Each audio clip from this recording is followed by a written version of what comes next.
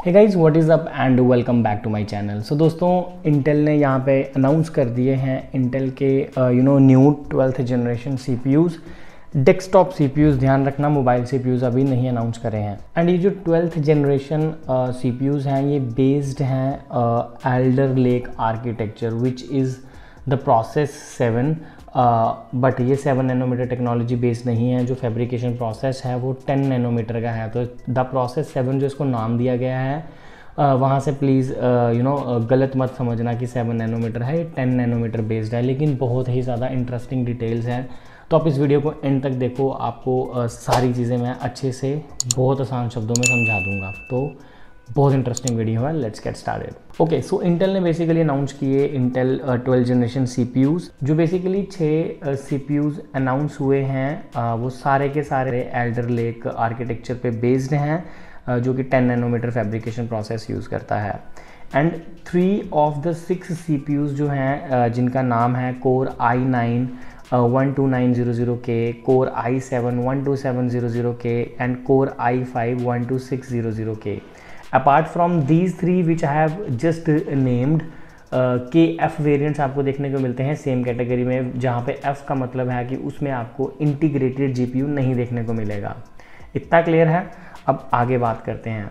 सो दोस्तों, जैसे कि मैंने आपको बताया कि नया आर्किटेक्चर पिक्चर में आया है which is Elder lake architecture. उस आर्किटेक्चर ने जो सबसे इंटरेस्टिंग चीज़ करी है वो है हाइब्रिड कोर सिस्टम, जो इस प्रोसेसर्स में दिया गया है। अब बेसिकली इन चिप्स में हुआ क्या है कि आपको हाइब्रिड कोर्स देखने को मिलती हैं। जनरली आपने CPUs में देखा होगा कि अगर जैसे क्वाड कोर CPU हैं तो 4 की 4 कोर जो है वो एक जैसी परफॉर्मेंस देती हैं, है ना, एक जैसी होती हैं, आइडेंटिकल कोर्स होती हैं। बट यहाँ पे आपको P cores and E cores दी गई हैं। P stands for performance core, E stands for efficient core. तो यहाँ पे ये मॉडल इनका बहुत सही लगा मुझे। मतलब ये हाइब्रिड कोर सिस्टम जो इन्होंने अपने CPUs में दिया है वो बहुत ज़्यादा फ़ायदेमंद है। अब जो P कोर्स है, बेसिकली इन थ्योरी अगर बात करूँ तो P कोर्स आपको परफॉर्मेंस जब आपको चाहिए होगी उस टाइम पे पिक्चर में आएंगे। जो आपके फोरग्राउंड के काम रहते हैं, जैसे आप गेमिंग कर रहे हो, वीडियो एडिटिंग कर रहे हो, कोई भी हैवी परफॉर्मिंग टास्क कर रहे हो। लेकिन E कोर्स बैकग्राउंड में काम करेंगे, जैसे आपका म्यूज़िक चल रहा है, आपकी कोई भी बैकग्राउंड एक्टिविटी, जैसे कि आपका कोई अपडेट चल रहा है, उन चीज़ों को हैंडल करने के लिए यूज़ की जाएंगी। एंड यहाँ पे जो सबसे इंटरेस्टिंग चीज़ है, जो P कोर्स है वो मल्टी थ्रेडिंग को सपोर्ट करती है, लेकिन E कोर्स जो है वो मल्टी थ्रेडिंग को सपोर्ट नहीं करती। तो इसका मतलब ये है कि जो 16 कोर वाला प्रोसेसर है i9 12900K, जिसमें आपको 8 P कोर्स मिलती हैं, 8 E कोर्स मिलती हैं, लेकिन जो थ्रेड है वो सिर्फ 24 थ्रेड्स मिलती हैं। एंड देखो, अब जो डिज़ाइन है वो स्प्लिट किया है, यानी जैसे मैंने आपको बताया कि हाइब्रिड कोर सिस्टम है, तो यहाँ पे जो आपकी क्लॉक स्पीड्स हैं वो भी वेरी करती हैं कोर्स के हिसाब से। जैसे अगर मैं 12900K की बात करूँ तो उसमें आपको 3.2 GHz की बेस क्लॉक स्पीड मिलती है and up to 5.1 boost clock जाएगा एंड मैक्स क्लॉक जो है वो 5.2 तक जाएगा फॉर P कोर्स।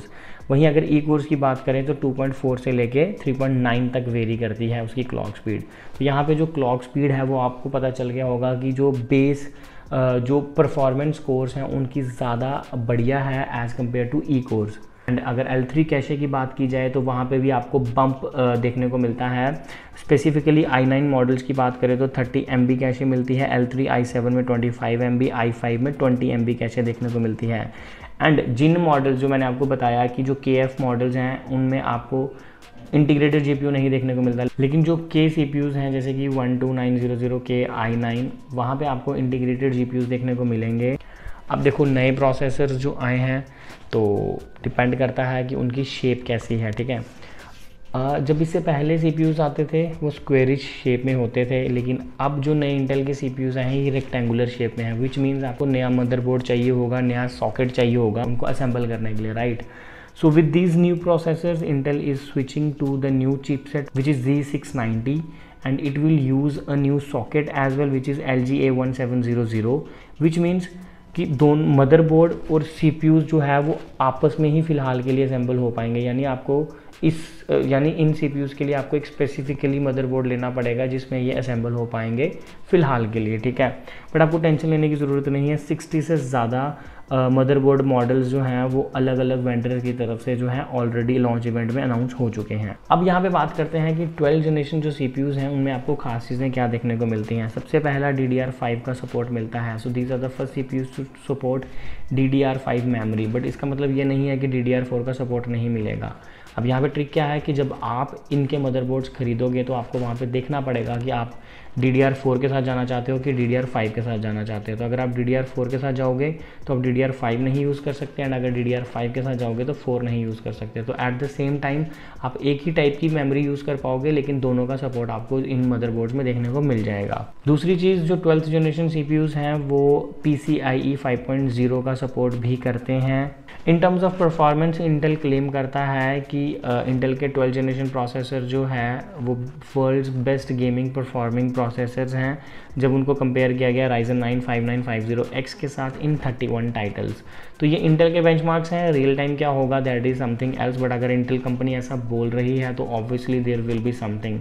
तो यहाँ पे देखने वाली बात यह है कि इंटेल इज़ बैक। तो यहाँ पे सब कुछ इंटरेस्टिंग है। अगर स्पेसिफिकली i5-12600K की बात की जाए तो 10 कोर वाला प्रोसेसर होगा जिसमें से आपको 6P एंड 4E कोर्स देखने को मिलेंगी, एंड 16 थ्रेड्स होगी, 20 MB की कैशे होगा, इंटेल UHD ग्राफिक्स 750 आपको देखने को मिलेगा। एंड प्राइसिंग जो है वो बहुत अग्रेसिव रखी है इंटेल ने। अगर i5-12600KF की बात करें तो $264, एंड उसका जो सिर्फ K वेरिएंट है उसमें $289, and it goes up to $589 for i9-12900K। So this is all about the Intel's 12 generation processor. कहने का मतलब बस यही है कि Intel is back, and this time I think बहुत टफ कंपटीशन मार्केट में दोबारा आ जाएगा जहाँ तक CPUs की बात आती है। तो इंटेल ने काफ़ी देर तक मोनोपोली क्रिएट करी थी, फिर AMD मार्केट में आया, AMD ने कहीं ना कहीं अपना एक इमेज बनाया। तो उसी इमेज को जो AMD ने बनाया है अगेन इंटेल जो है कुछ नया लेके आया है, कुछ दमदार लेके आया है। तो देखते हैं एक्चुअल प्रैक्टिकल रिजल्ट्स में हमें क्या देखने को मिलेगा। सो बस दोस्तों आज की वीडियो में बस इतना ही। आई होप आपको वीडियो अच्छी लगी होगी, एंड अगर ऐसा है तो आप हमारी वीडियो को लाइक कर सकते हो, चैनल को सब्सक्राइब कर सकते हो। मिलते हैं फिर किसी वीडियो में, तब तक के लिए जय Hind, thanks for watching, thanks a lot.